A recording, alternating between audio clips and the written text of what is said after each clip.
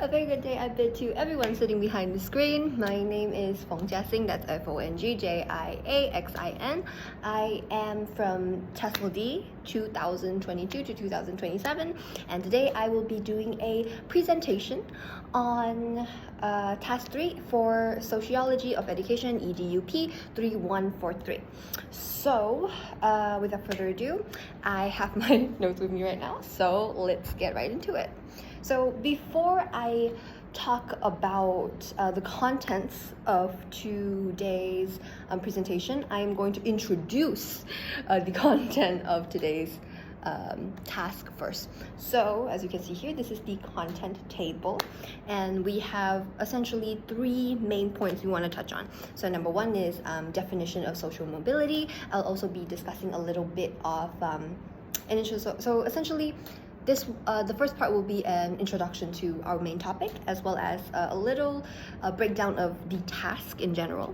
And then for point number two, we have the body, which is like the main content, the main gist of the whole presentation. So we have four subtopics we'll be going into. Number one, state of social mobility in Malaysia first, because I do believe that it's very important to first understand how social mobility is like in Malaysia after we have understood social mobility as a general concept.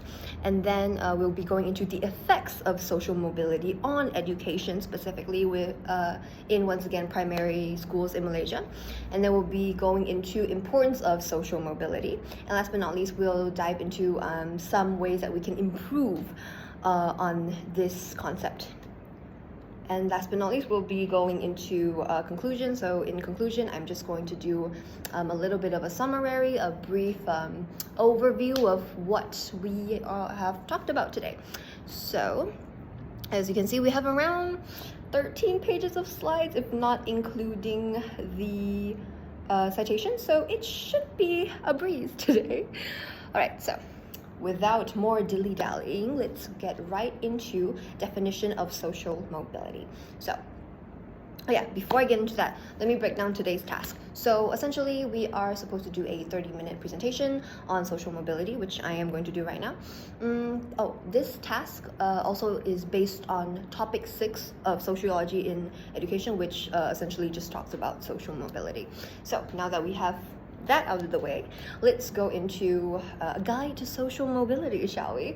So, according to Thrope 2024, as well as Keith and Lee 2023, social mobility refers to a process. So it is a genuine, like a continuous, ongoing process involving the movement of a person from one social status to another. So, for example, usually you would divide social classes into 3 types. So you have like the lower class, which is they're a little bit more struggling. They struggle a little bit more in based on economics and whatnot in general. Then you have the middle class. So the middle class is the working class. So they're stable, but they're not really enjoying the best of life. You know what I mean? And then you have the upper class, which is, the higher ups, the people who sit on gold toilets and stuff like that. All right, so now we're going to dive into the key words of social mobility. So these are the words that you would usually hear when people are talking about social movements. So there are 6 here in general. So, okay, number 1, class change. So class change just means a changing of someone from this class to another class. So, for example, I'm from the middle class, I'm going up to the upper class. So that change there it's called class change. So that's pretty straightforward. Then we have downward mobility. So downward mobility just means you're going down a class. So from an upper class, you're going down to the other 2 classes. And then you have horizontal mobility. So horizontal mobility is when you kind of change a position in society without changing your social status. So for example, okay, let's take school for example. You're a teacher in school, so your social class is a teacher. So you're an English teacher, but then the next year you change into a BM teacher. So there's no change of class. It's just the change of your occupation, your change of your tasks, your responsibilities. But there's no change of how society would perceive you, your importance in society, that type of thing.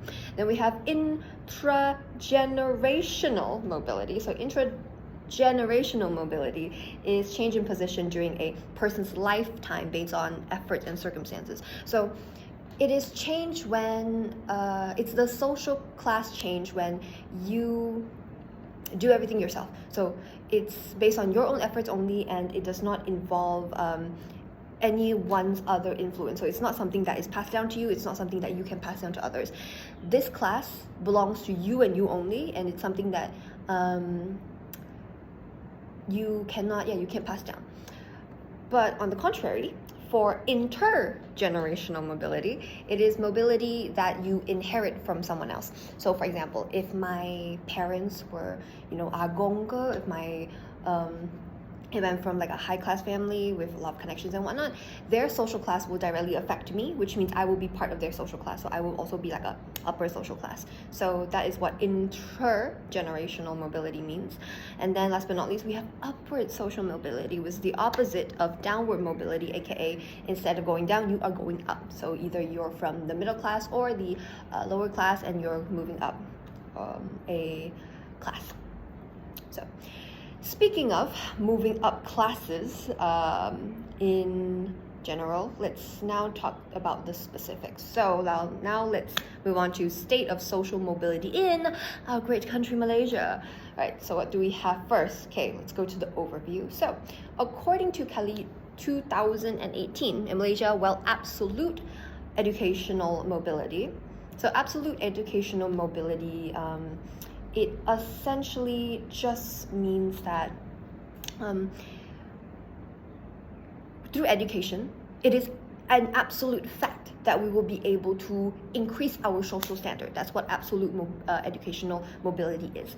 So that kind of ties into, the whole education is really important for us to change our life, that type of thing, but we'll get into that later.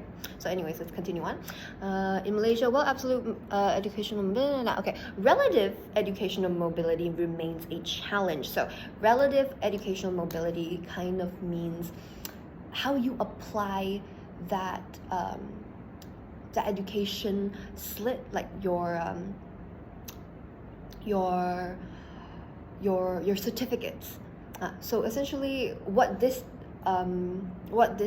text is saying is, while in Malaysia we are seeing a rise in educational absolute educational mobility, as in the generation in the future definitely has more college degrees, have more well-rounded education.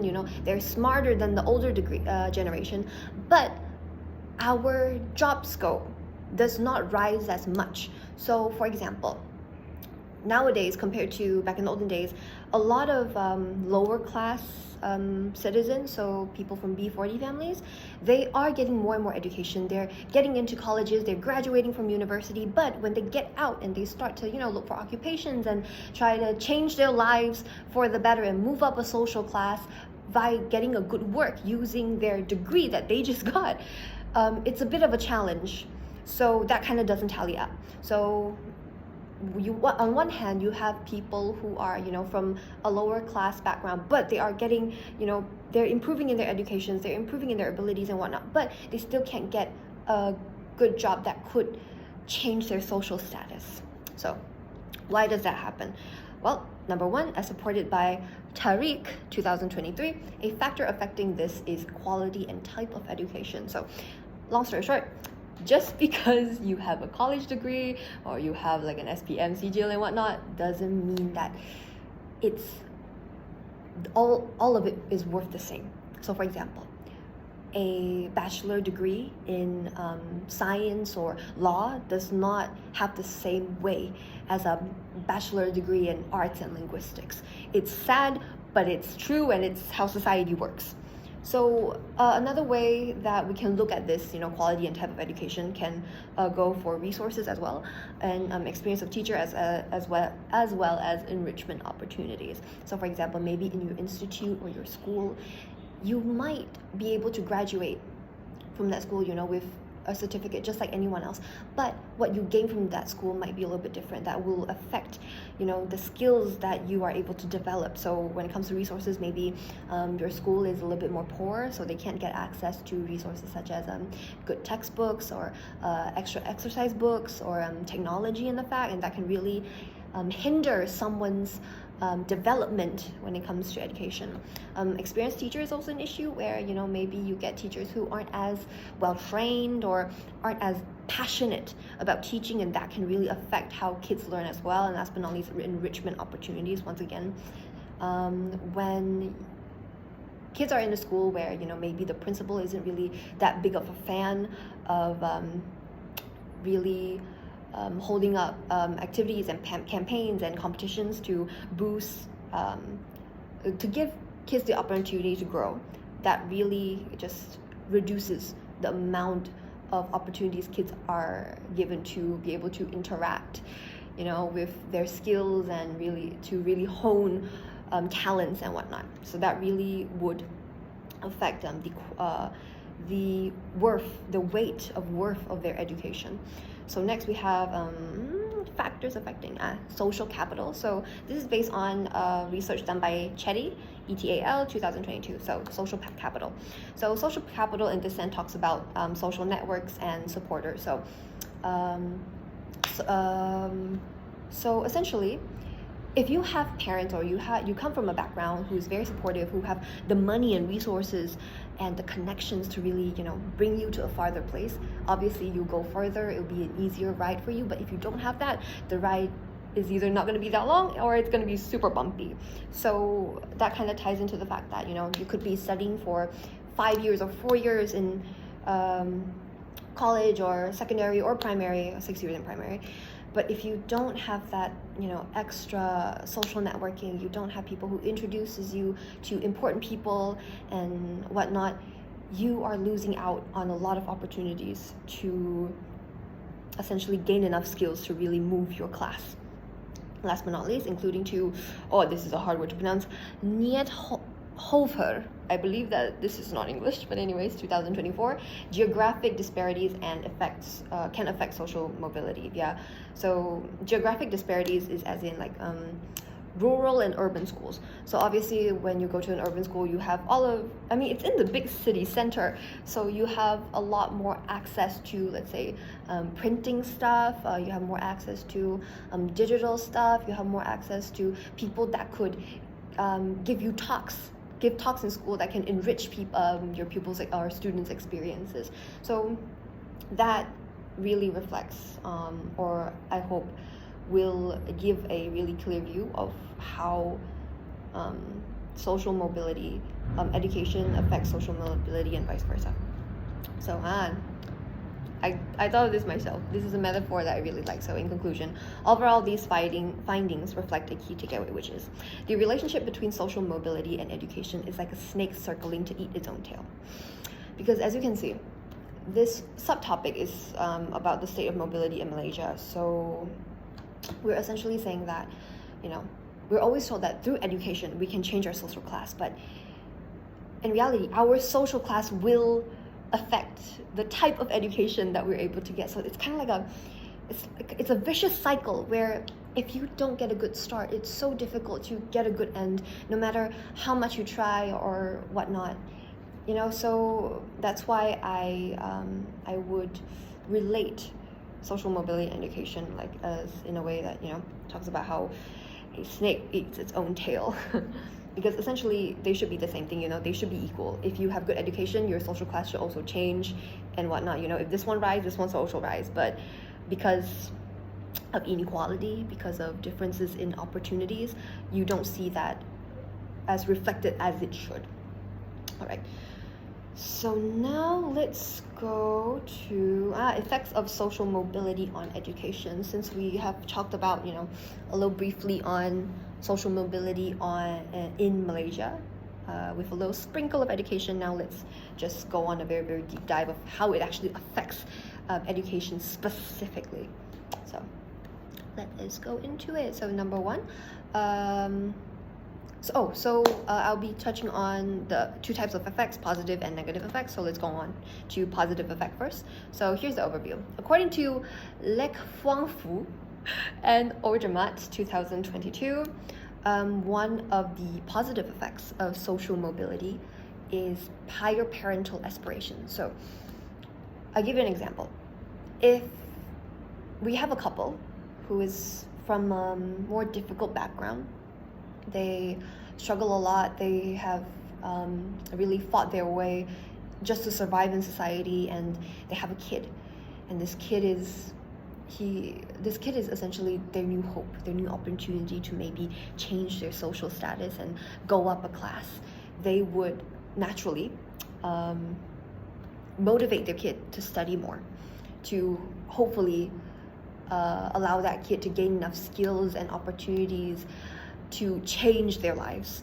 So obviously when parents have that type of thing in mind, they will have better home learning environments. So maybe the parents won't bug their kids to do chores and help around the house that much when they see their kids are studying.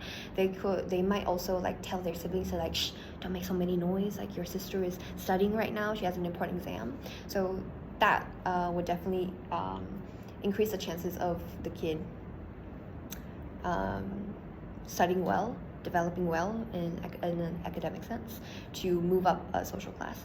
Another example would be a broadening exposure and opportunities. So in the example of working class or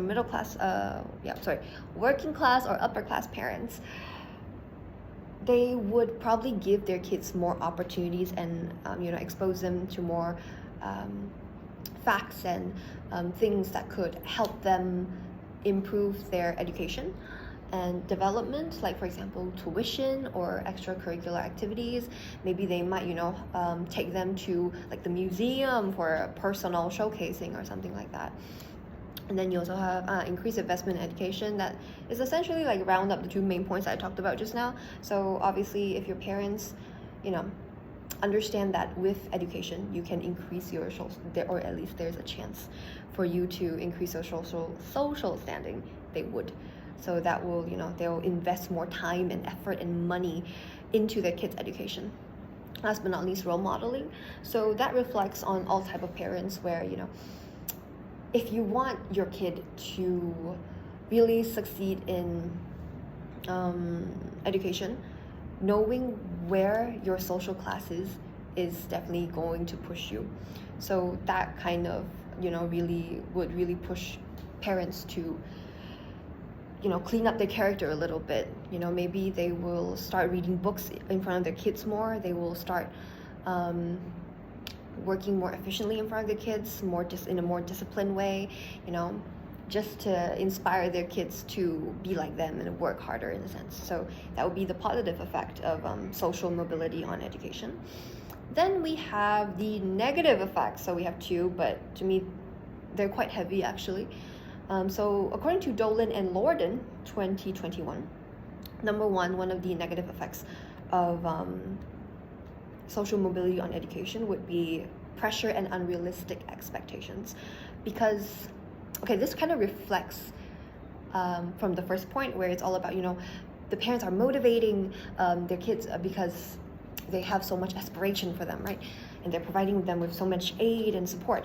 But what if the parents, they provide all of this economic support and this cognitive support and whatnot, but they don't provide emotional support? Because that does happen.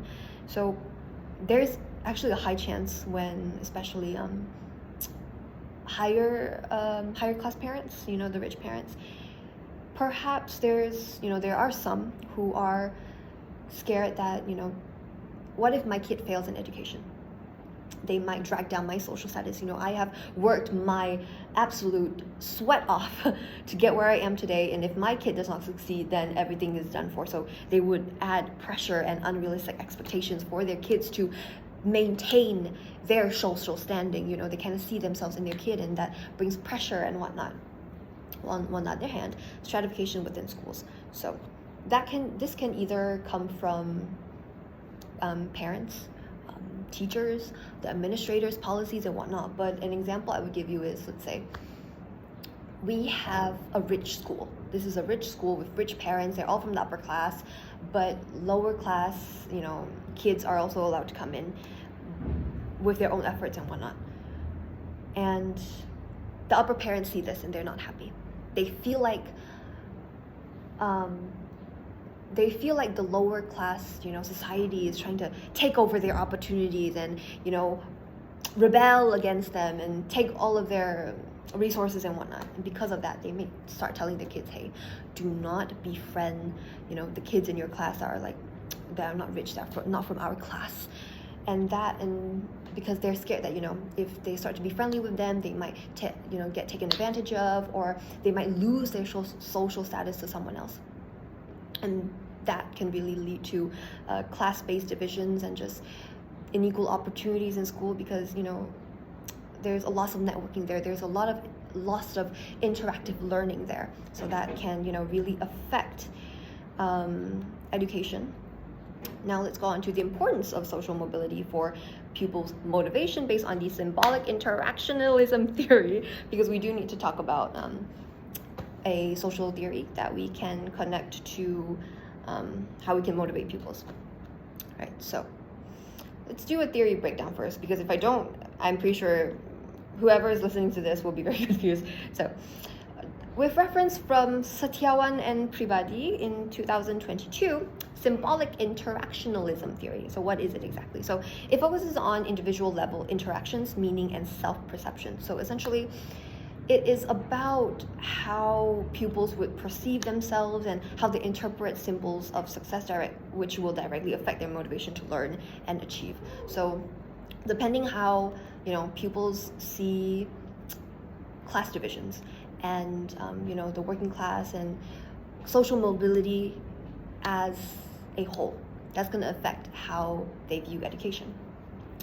When social mobility becomes a symbol of what is possible, when people actually see how others from their community and family succeed through education, they see how education can really improve their social mobility and their standing and whatnot, they'll begin to associate education with opportunity, success, and personal value, and that can, really be a drive for them to work hard in their education, because they believe that, if I work hard, I will be able to change my future. I'll be able to improve my lifestyle and whatnot, which honestly, it should be that way. All right, so let's go into a deeper dive of how, this theory, how can interpretation, so how can, the way pupils interpret social mobility affect their motivation. So social mobilities can serve as a driving force to develop, number one, intrinsic motivation. Like I said before, when kids realize that, education, if I work hard enough, I can change my social status, that kind of embeds a seed in them to really drive harder, because they intrinsically want to improve their lives. They see their friends who have iPads, they see their friends who can go on vacation, they want that. This is their new target in life, and they're going to move forward with education. Number two, increase in perseverance. So when kids have motivation, when kids are, really just, they're sure of what they want and they're comfortable with what they want, they will have a less likelier chance of giving up and persevere no matter what the world throws at them. And last but not least, the trust in the education system. When they see how, through the education system, you are able to change your life, you are able to contribute to society, you're able to help your family, they will gain a higher trust in the education system. They'll go to class more often. They'll, reduce the chances of them skipping class and dropout rates, which is very important nowadays, because, I'm pretty sure everyone knows this, but our rates of, SPM intakes and people who are sitting for exams are dropping by the year because, kids they no longer see the importance of education anymore. All right, so after speaking all of that, I would like to acknowledge there are there's quite a lot of hindrances in the way Malaysia takes care and arranges and structures our social mobility. So let's talk about ways to improve it, because just now at the start of the whole thing I did say that even though our education and our efforts in studying should reflect back to our social standing, so what I'm trying to say is, if we work hard in our education. Our class should also go up, but in reality it doesn't work like that because of a lot of factors, because of our upbringing and whatnot. So let's dive into the improvements, ways that we can overcome that, so everyone will have equal opportunities to change their lives for the better based on their efforts and their blood and sweat and tears. So number one, as supported by Alam and Aslam 2023, to promote equitable access to quality education, number one, teacher training. It's important to make sure that we are, especially IPG, we are sending out teachers who are, number one, passionate, who are well-skilled, who are competent in training kids or teaching kids to be better, and to give them enough information and opportunity and knowledge and resources, materials to allow them to, move on to another level without the fear of, well, I didn't get the same opportunities, so I'm not able to. We shouldn't do that. We should, make sure that all kids have the same treatment, have the same experiences in school, have the same quality of education at school, and that starts with obviously us teachers. And then number two, resources. I mentioned this before. Resources can come like textbooks, worksheets, technology and whatnot. I feel like we should standardize these throughout Malaysia just so that everyone has equal opportunity, and once again promote equal education for all. That's kind of like the impact, the consequences of all of these.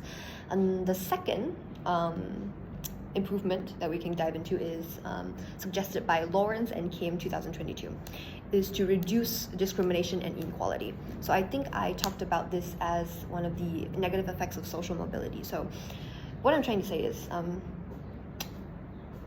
when we have class divisions, some people can be scared of the other class because they might feel intimidated. They might feel like, well, you don't have the rights to be here with me. You have, don't have the right standings to be with me, and because of that, we're gonna push them away.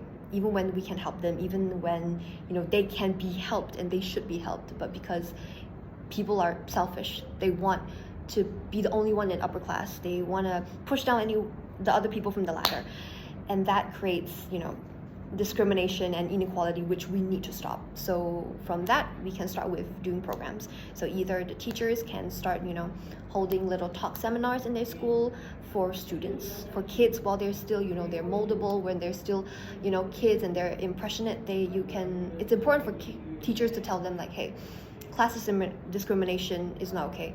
Your peers might not be born with the same opportunities as you, but you should help them. People who, if you have the resources, if you have the time, if you have the ability, you should, take your time and help the less fortunate. Not so that, they gain some advantage so they can beat over you, no. So that they can stand beside you, shoulder to shoulder. Because in reality, you might be on top of the mountain, the spotlight could be on you, but wouldn't that be so lonely? Being there alone, being on stage alone all the time? Wouldn't it be better if everyone is able to shine side by side in a more equal and motivational space? So yes, and that in turn kind of reduces stigma and capitalistic competition. So what I mean by capitalistic competition is unhealthy competition. Like, I only want to compete with you and I want you to fail because I don't want you to go up a social class.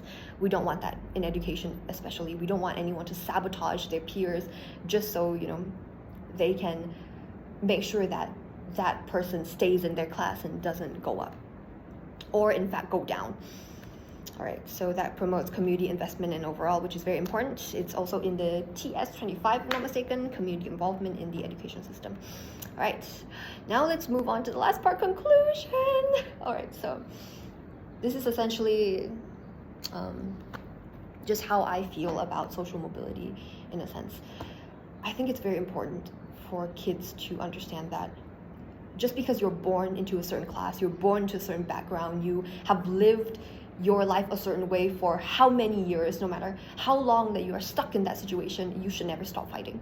You should never, ever, raise the white flag to fate and what life puts you through. You should fight. If life is not willing to open a road for you, you should open it yourself. You should build your own road. If you need to build stairs, you build the stairs. It's just like that. So in my opinion, it's very important for people to really understand how social mobility kind of reflects everything and whatnot. And also to do a brief summary of everything. So number one, we have talked about definition of social mobility, which is essentially the moving between classes. We have talked about the state of social mobility in Malaysia, which is, in my opinion, it's not ideal. There should be change into it. And also the effects of social mobility on education, both the good and the bad. And also the importance of social mobility to, make sure that everyone is able to just improve and be motivated to do better, to strive for better education, and then obviously the improvements. And yeah, that I would believe that is all. Oh yeah, so here are the references. I have 2 pages worth of reference. I have 1, 2, 3, 4, 5, 6, 7, 8, 9, 10, 11. Oh, I have 11 references. Wow, I'm impressed by myself. All right, so essentially these references, they reflect what I have stated just now. Madam, you can refer to them if you would like. And yeah, that's about it. Thank you very much for sitting through this presentation. I hope I was able to portray my whatever I want to portray correctly and confidently, and hopefully not confusingly. So yes, thank you very much and have a nice day.